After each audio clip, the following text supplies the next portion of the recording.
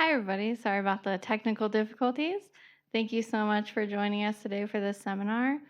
Today we have Da Fan from Penn State, who is part of the Sizzle Visitor Program. Da's talk is titled Physical Interpretation and Uncertainty Quantification of Deep Learning for Convective Initiation Nowcasts. We're going to have about 10 to 15 minutes at the end of Da's talk for questions. So feel free to put those in Slido, or if you're here in the physical audience, save them for later. For those joining us virtually, Slido should be off to the right-hand side. And yeah, so thanks, Da. Go ahead and take it away.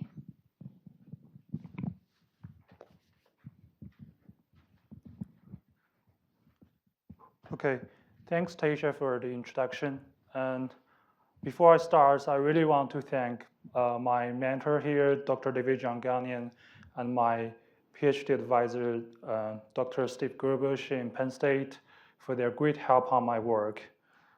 Okay, let's start. So today I'm going to talk about my current work on convective initiation nowcasts using deep learning. So first of all, let's take a look at what convective initiation is.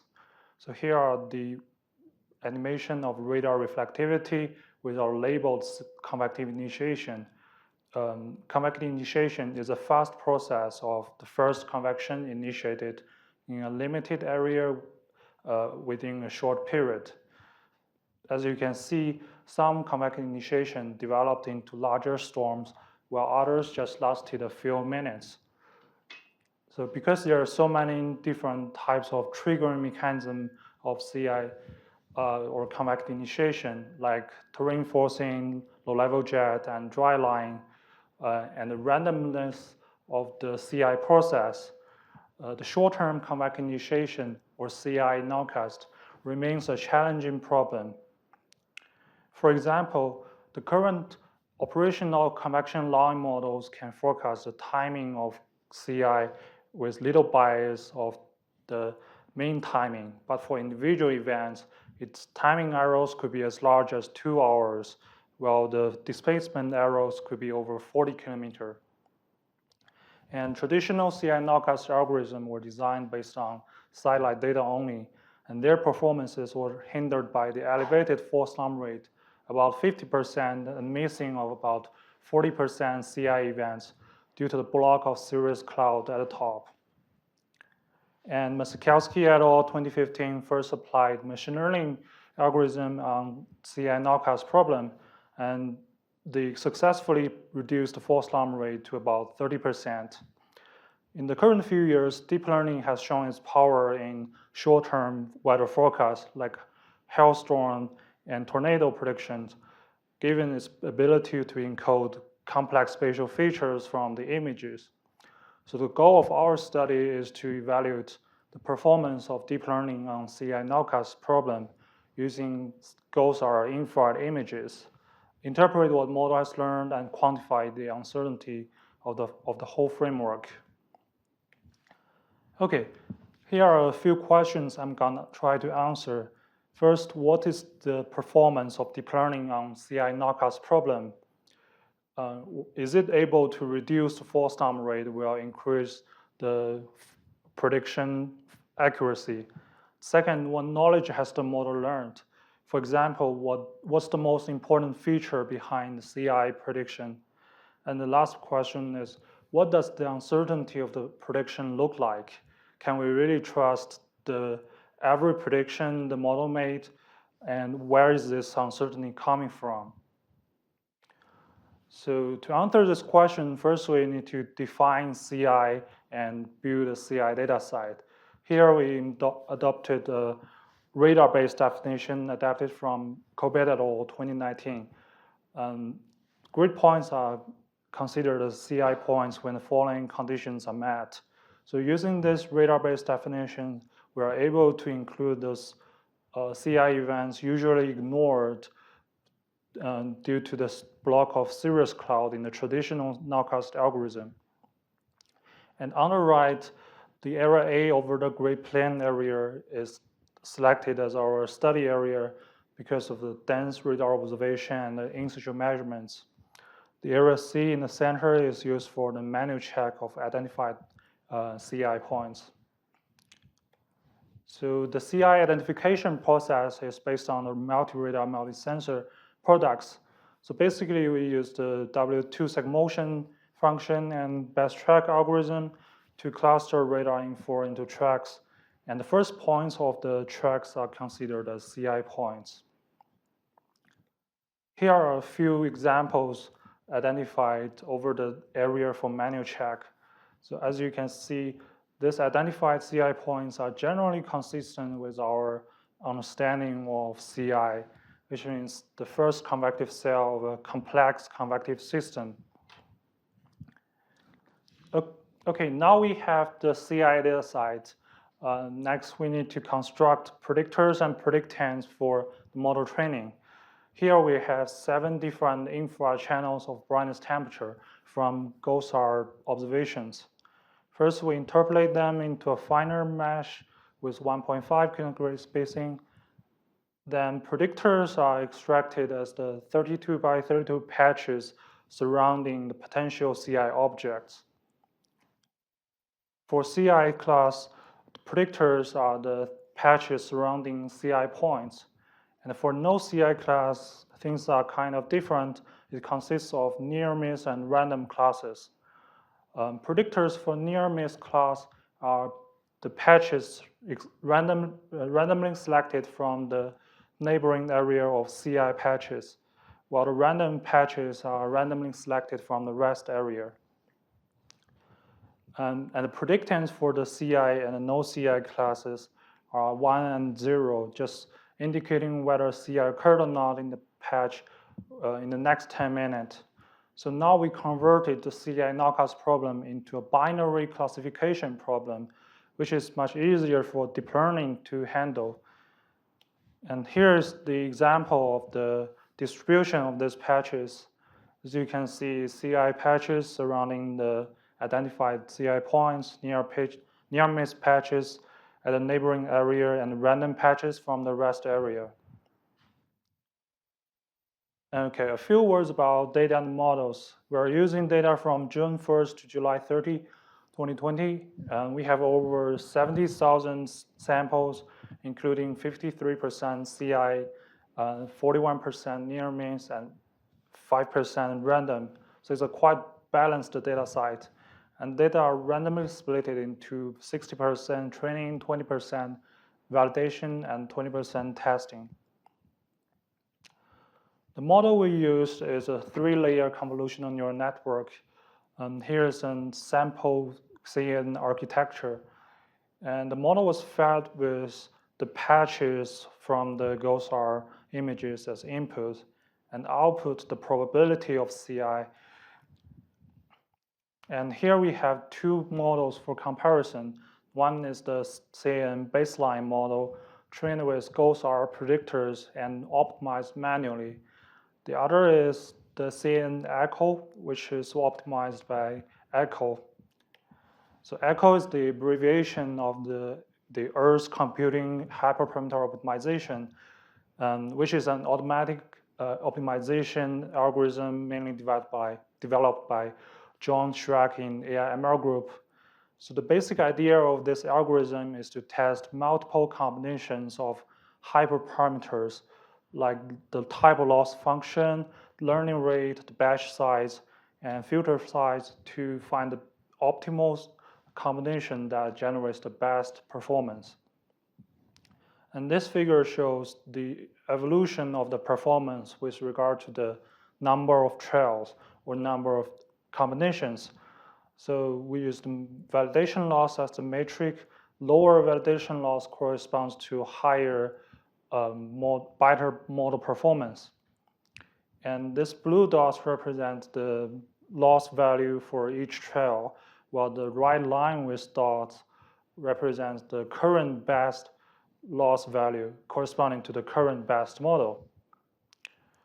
So in the first 50 trails, the model was optimized through random sampling. And that's why you can see the performances of most models are much worse than the current best model. And after 50 trials, the echo started to fine-tune the hyperparameters towards the optimal solution. And the best model was found after about 400 trials. Okay, then let's take a look at the performance of both models. Here we use multiple matrix and with a fixed probability threshold of 0.5. Matrix we have probability of detection, probability of false detection, false alarm rate, success ratio, critical success index, AUC score, accuracy, and the optimal value for the POD, SR, CSI, AUC, and accuracy is 1, while the optimal value for the PUFD and FAR is 0. So generally, both models perform pretty well on the CI Nowcast problem with a very high probability of detection over 0.9 and high accuracy over 0.7 and very low false alarm rate. Both of them has the false alarm rate lower than 30%. Then let's compare these two models based on this highlighted matrix. Compared to the baseline model, the echo has a much lower false alarm rate with a better AUC score and better accuracy. And so echo outperforms the baseline model when the probability threshold is fixed. Then let's compare their performances with varying probability threshold. Here are the ROC curves for both models. We have which represents the relationship between the probability of detection and the probability of false detection. So the optimal situation is the highest probability of detection with lowest probability of false detection. So the curve closer to the upper left corner generally has a better performance. So the echo model, which is the right curve, performs better than the baseline model, the blue curve, with varying thresholds. And on the right, we have the performance diagrams for both models. Similarly, the performance diagram measures the relationship between the probability of detection and the success ratio. So the optimal situation is the high probability of detection with high success ratio.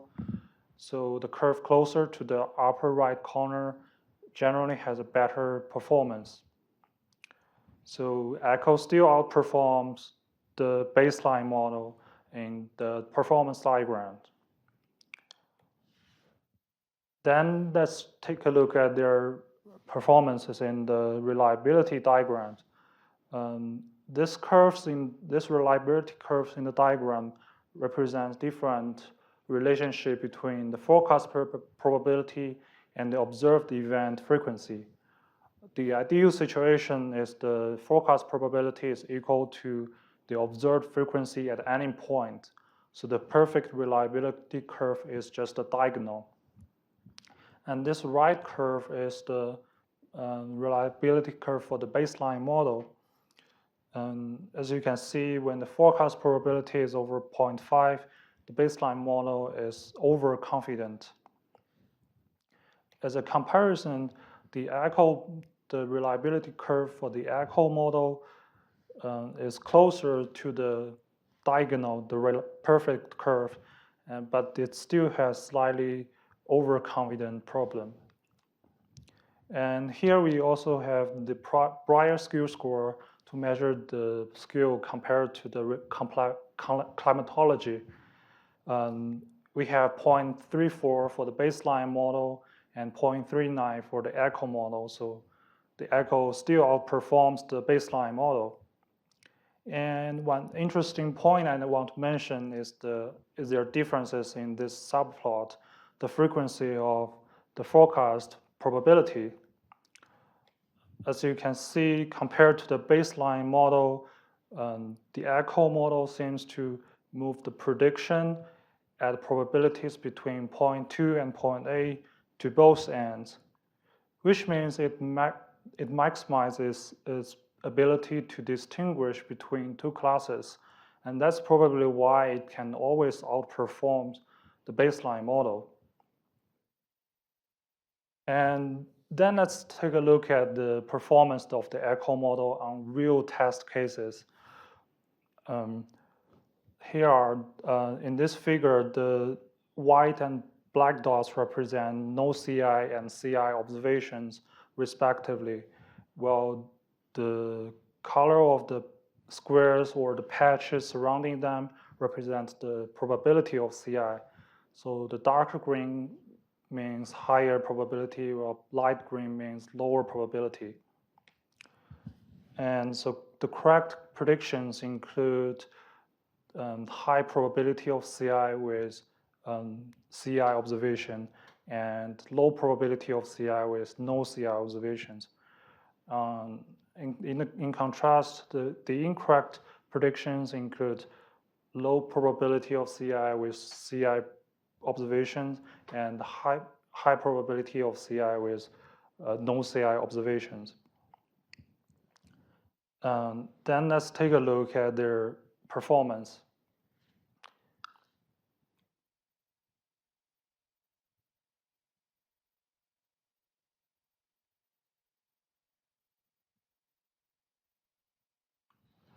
Okay, so generally, the echo model generated the most correct predictions for this test cases. And then let's try to analyze the uncertainty of these predictions. Here we introduced entropy as a measure of uncertainty. For those unfamiliar with entropy, here is the relationship between the entropy and the probability for a binary classification problem. When the probability is close to 0.5, which means the model is uncertain about which class it should be, and the entropy is the highest. Well, when the probability is close to 1 or 0, which means the model is quite certain about the class, then the entropy is the lowest. So entropy as a measure of uncertainty is consistent with our basic understanding of uncertainty. Then let's take a look at the relationship between the uncertainty and these predictions. In this figure, the blue and white dots represent correct and incorrect predictions respectively, and the color of the patch represent the uncertainty. Darker black represents higher uncertainty, while light black represents lower uncertainty.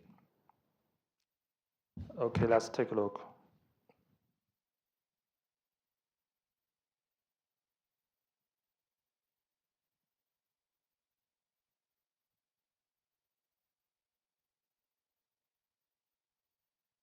Okay, so a general relationship between the prediction and uncertainty is the correct predictions are usually accompanied with low uncertainty, while the incorrect predictions are usually accompanied with high uncertainty. It's quite interesting.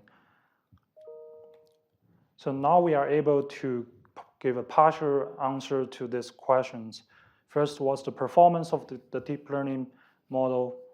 The answer is the echo model performs pretty well on the CI Nowcast problem in terms of accuracy, AUC, and false alarm rate. And the third question, what does the uncertainty look like? The uncertainty is higher for incorrect predictions and lower for correct predictions. Then let's move on to the model interpretation. Try to interpret what the model has learned. I'm going to show the composite inputs based on the probability matched ensemble mean method in the following slides.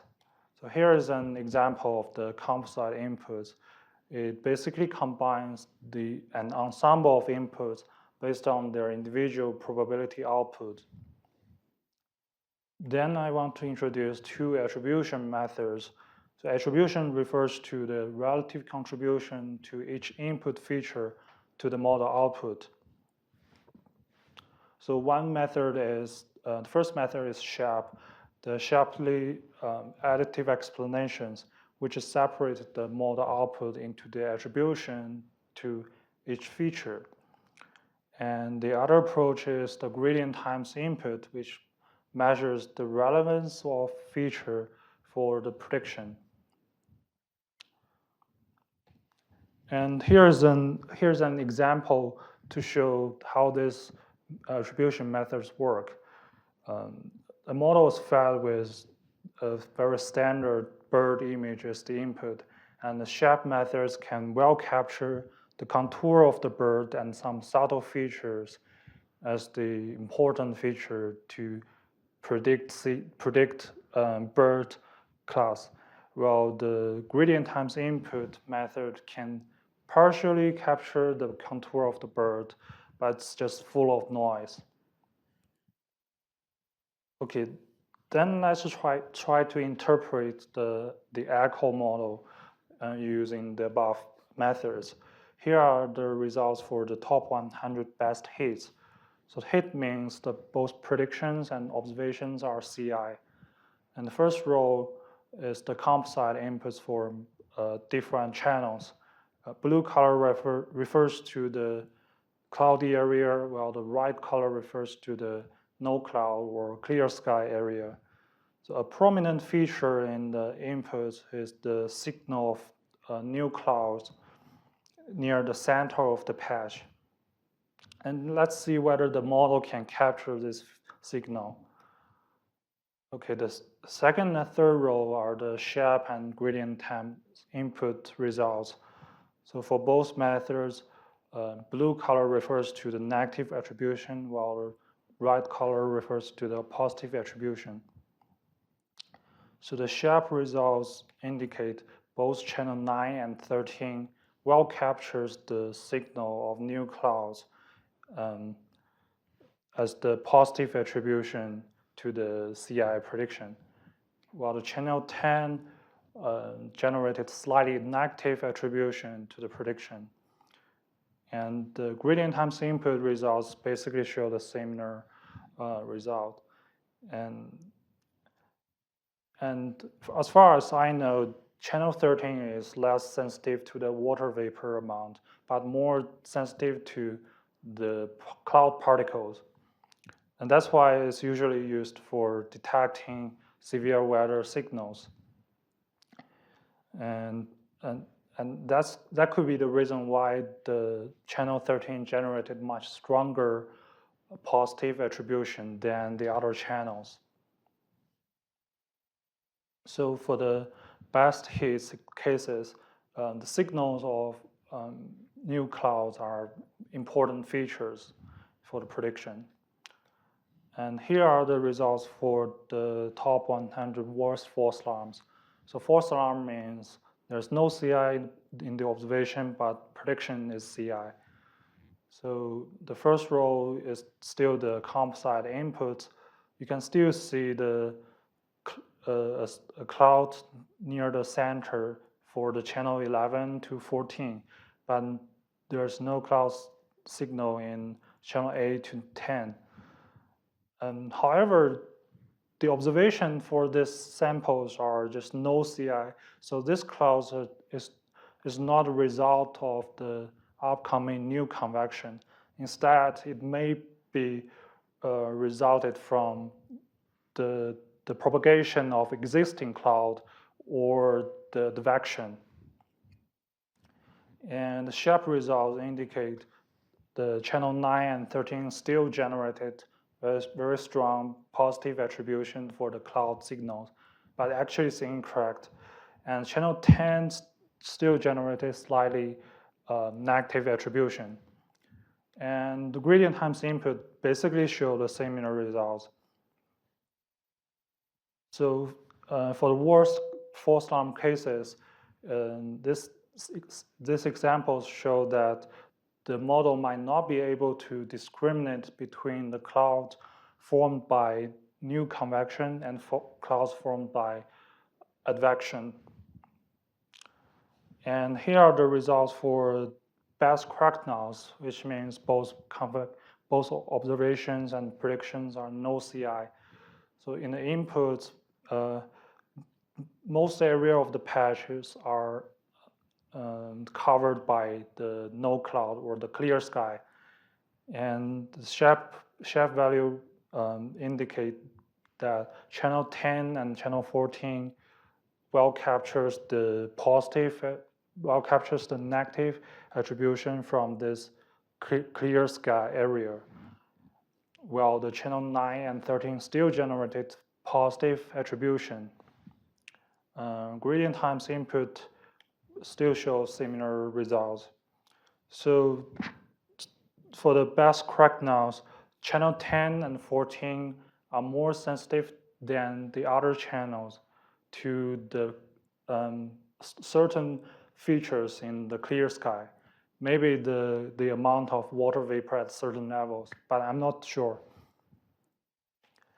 And the last here are the results for the worst misses, which means there's a CI in the observation, but prediction is no CI.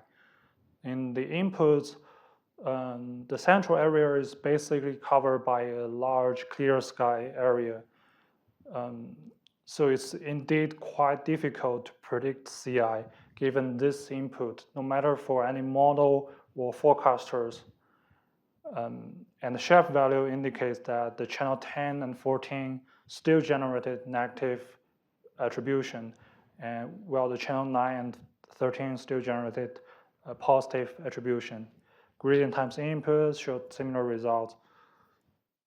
So this worst misses examples indicate there's actually no CI signal available in the satellite observation that can lead to a correct prediction. And other data sources like the NWP model fields might be helpful for this situation. So now we are able to give an answer to the second question, the signal, what knowledge has the model learned? So one obvious answer is the signals of new clouds are important features for CI predictions. And in the last section, I would like to explore the uncertainty of the whole framework. So based on the source of the uncertainty, we classify the uncertainty into data and model uncertainty. So the data uncertainty, here we call it aleatoric uncertainty or irreducible uncertainty. It basically comes from the natural randomness of the process, and the variability of the outcome is due to the inherently random nature. And it's irreducible because it can be reduced by adding more data or applying better models. And a prototypical example for aleatoric uncertainty is the coin flipping. So the uncertainty of the coin flipping can be reduced by adding means. And the model uncertainty, here we call it epistemic uncertainty. It comes from the lack of knowledge of the data or models, and it can be reduced by adding additional information like more data, like vector model architecture to help the model gain more knowledge on the process.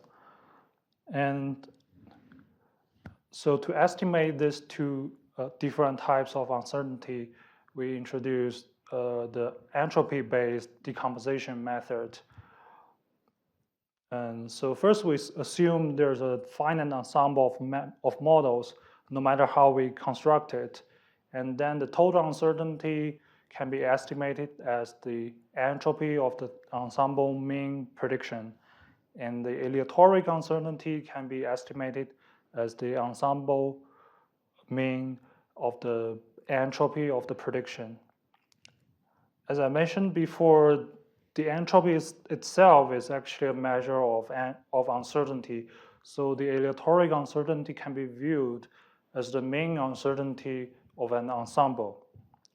And epistemic uncertainty can be got based on the difference between the total uncertainty and aleatoric uncertainty. So now the question becomes how to construct an ensemble of models to do the estimates. Here we introduced three methods. The first is random split ensemble. So the model is trained with different random data splits and tested on the same test data. And so every model can be viewed as a new model. The second approach is the Monte Carlo dropout. So for a convolutional neural network, when making the prediction, a few neurons were randomly dropped out to be viewed as a new model. And the last approach is the Bayesian neural network plus Monte Carlo dropout.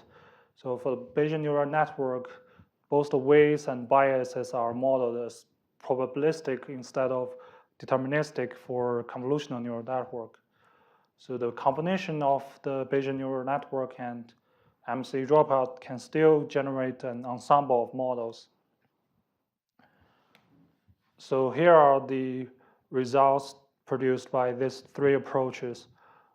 This figure shows the relationship between the uncertainty and the test data fraction sorted by probability. So it's a little complex.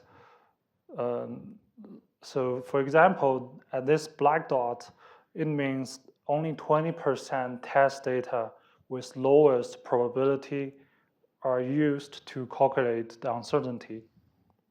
So basically, the mean probability of the test data increases from the left to the right with adding more data with higher probability. And the three solid lines at the top indicate represents the aleatoric uncertainty by three approaches, and the three dashed line at the bottom represent the epistemic uncertainty as estimated. So for all these methods, the aleatoric uncertainty or the data uncertainty is much higher than the epistemic uncertainty, especially when more test data are included. So the low epistemic uncertainty means there's not much room left for the model to be better optimized through adding more data or adjusting the architecture. And then let's select the Bayesian neural network plus the MC dropout to see more details. Here are the accuracy using this method with regard to the test data fraction sorted by uncertainty. So generally, the mean uncertainty of the test data increases from the left to the right. And the yellow curve represents the test data sorted by aleatoric uncertainty, while the blue curve means the test data sorted by epistemic uncertainty. As you can see, the accuracy drops faster with epistemic uncertainty than the curve with aleatoric uncertainty. That means the change of epistemic uncertainty has larger impacts on the accuracy than aleatoric uncertainty. And we did the same thing for the false alarm rate. Here are the false alarm rate with regard to the test data fraction. So still, the mean uncertainty of the test data fraction increases from the left to the right. And for the yellow curve, the false alarm rate increases generally monotonically with aleatoric uncertainty. And for the blue curve, the false alarm rate increases fast with the epistemic uncertainty and reach the peak and decreases after that. And you can find for most fixed data fraction value, the false alarm rate with epistemic uncertainty is always higher than that with aleatoric uncertainty. That means epistemic uncertainty has larger impacts on the false alarm rate than aleatoric uncertainty. So based on these results, we can see the epistemic uncertainty are more important than aleatoric uncertainty for model performance. And here are another analysis for the epistemic uncertainty for correct and incorrect predictions. The contour and the shading both represent the density of the prediction. So on the left, you can see there are two spots. The correct predictions with low probability, close to zero, has very low epistemic uncertainty, while the other spot means the correct predictions with high epistemic uncertainty are concentrated at the probabilities near 0.7. Similarly, the high epistemic uncertainty for incorrect prediction are also concentrated at probabilities between like 0.6 to 0.7. And here are the similar plots for the aleatoric uncertainty. On the left, we still can see two spots. The lower left one is the correct predictions with low probability has low aleatoric uncertainty, while the other spot means the high aleatoric uncertainty are concentrated at about 0.6 to 0.7 probability for the correct predictions, while on the right, the incorrect predictions with high aleatoric uncertainty are concentrated at probabilities between about 0.5 to 0.7. So now we are able to see most of the uncertain predictions are concentrated at probabilities between 0.5 and 0.7. So that's what we found from both aleatoric and epistemic uncertainty plot. Okay, now we can give more answers to the last question, what the uncertainty looks like. So the aleatoric uncertainty is much higher than epistemic uncertainty, but epistemic uncertainty is more important for model performance than the aleatoric uncertainty. And then let me give a summary of my work. So the performance part, both echo model and baseline model perform well on the CI Nowcast problem using ghosts or infrared images. The echo performs better than baseline model because it maximizes ability to distinguish between two classes. And the interpretation, new cloud signals are the important features for CI prediction, while channel 13 is more sensitive to the cloud signals than the other channels, while the channel 10 and channel 14 are more sensitive to certain features in the clear sky and still unknown. And the uncertainty part, so uncertainties are generally low for correct predictions and high for incorrect predictions. The aleatoric uncertainty from data is much higher than epistemic uncertainty, while the epistemic uncertainty is more important.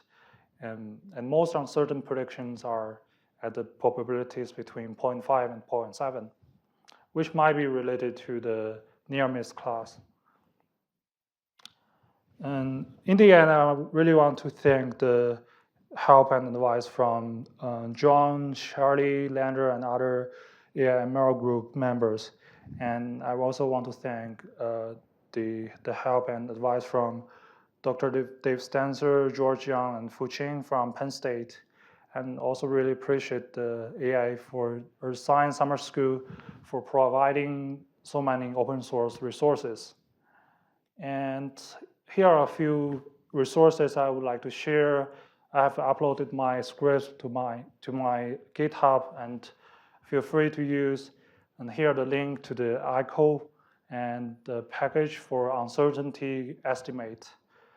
And here's my email, so feel free to contact me if you have any questions. So that's all I have, and I'm glad to take any questions. Thank you.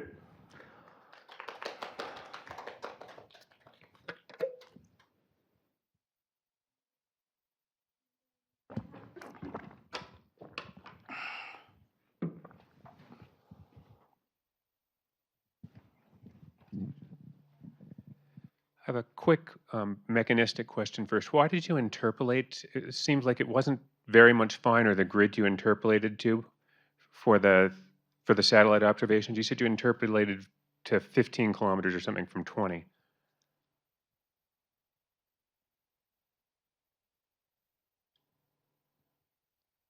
You mean the height of the clouds? No, when you very first started talking about your data sets. Data sets. Okay. Yeah, it's a 48 by 48 patch. Let me see. Where is it? Here. Yeah, so you said you interpolated from 2 kilometer to 1.5 kilometer grid spacing. Why? Yes. Why? To construct a patch big enough for the training. Okay, but Yeah. you don't create independent data by interpolating values to a finer grid. Yeah, it might be a problem, but for now it's still working pretty well. Yeah. Okay, and then I had a deeper question. So you tuned this over this particular region of 2 months in the Midwest. Suppose you took this training and tried to apply it to, say, tropical Pacific Yeah. convection. How bad would it be? Would it be useful at all? I still think it's useful, but not that useful. Yeah. I would really, I'm really interested in what it looks like. Yeah. Okay, thanks. Hmm.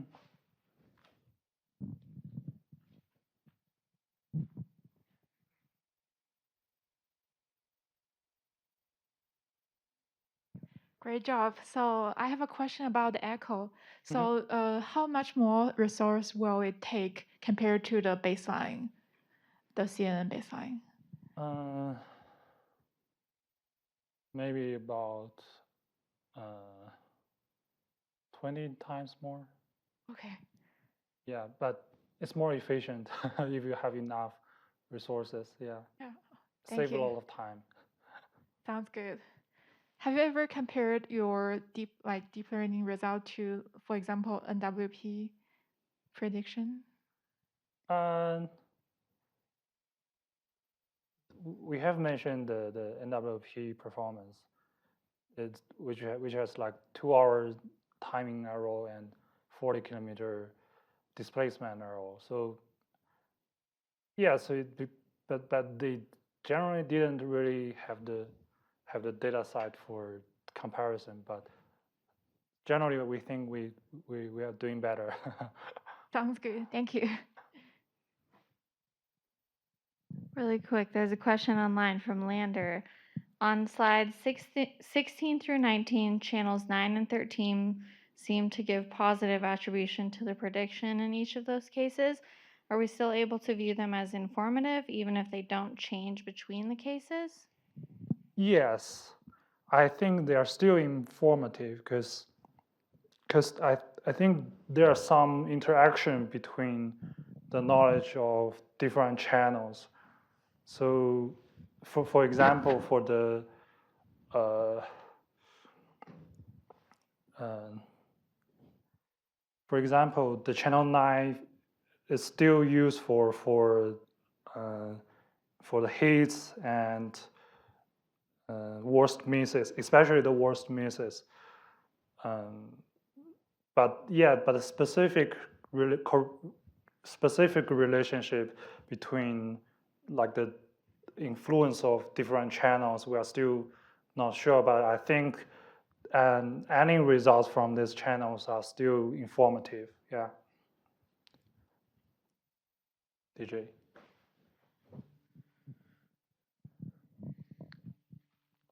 That was a really interesting talk, Da. Couple of questions. One, with I guess this worst misses slide. Is it possible that I guess with both the worst misses and the false alarms, is it possible that you're getting situations where I guess with the false alarms, is it possible that you're getting situations where it's not convecting in 10 minutes, but it convects in 20 minutes? Have you looked at the like for a given patch if it convects eventually in the future or not, or is it, or you're just kind of restricted it to just that 10-minute window? But the worst misses their observation is CI, which means after 10 minutes there is a Yeah, correction. but then it, like in 20 minutes, if it, I guess for the if you go to the false alarm case, Mhm. So like there's a cloud Yeah. in those cases, uh, but it doesn't convect in 10 minutes. But do you know for how many of those cases that does it convect in 20 minutes or Ah. 30 or like is the model onto something or it may be something to look into. Yeah, that's interesting. But I think the definition of CI has excluded those Yeah, situation. Yeah, oh, I mean 10 minutes is kind of it's an arbitrary definition. like this in the past 11 minutes, but maybe in the next 11 minutes there's a CI. Yeah. Yeah. Mhm. Yeah, it's like this is one. It's like one definition, but the literature has a lot of different ones. So, Yeah. with the worst misses, I wonder if it looks like there's like clouds surrounding the pixel, but then it's clear in the middle. Is it?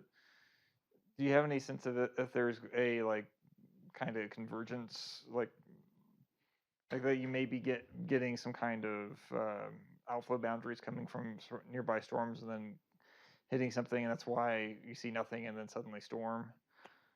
If that may be the driver. Yeah. On slide That might be a 19. problem. Yeah. It'd probably be worth looking at some of these cases in more detail, or at least looking at the radar in addition to Yeah. the GOES, because I don't think GOES is going to pick up on outflow boundaries. Mhm. The only other I thought the uncertainty slides were interesting. I'm still trying to make sense of it, of what's going on with the epistemic with the false alarm rate, why it like peaks and then goes down. Yeah, that's weird. Mm. If it's more of an issue with the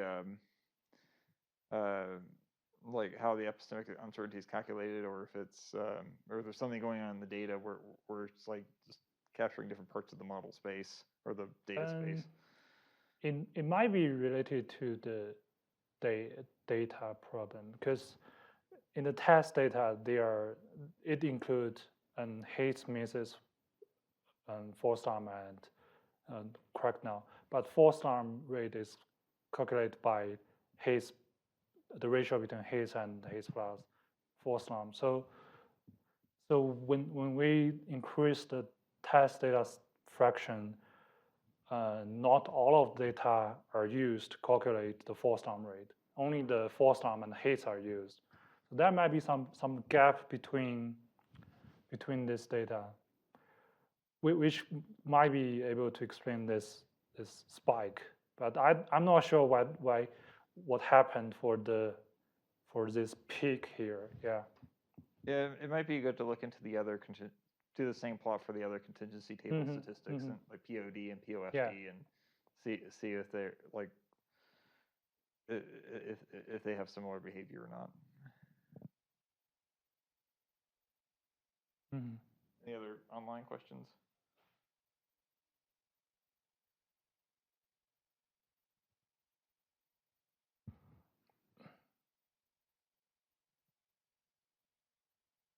If anybody online has any questions, put them in now. I don't see any quite yet. I'll give it a few seconds.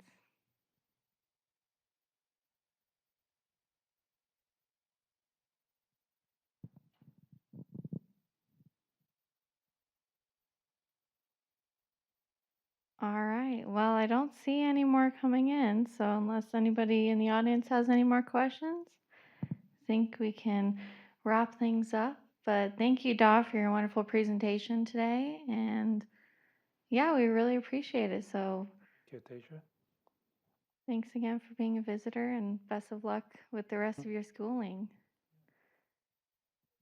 For everyone, Daw heads back tomorrow, but he'll still be around. For anyone else watching, Daw, I think your last day is officially tomorrow. Tomorrow morning, and then he'll be heading back to Penn State. But please reach out and email him if you have other follow-up questions or want to learn more about it. So yeah, I really appreciate it. thank you. Thanks.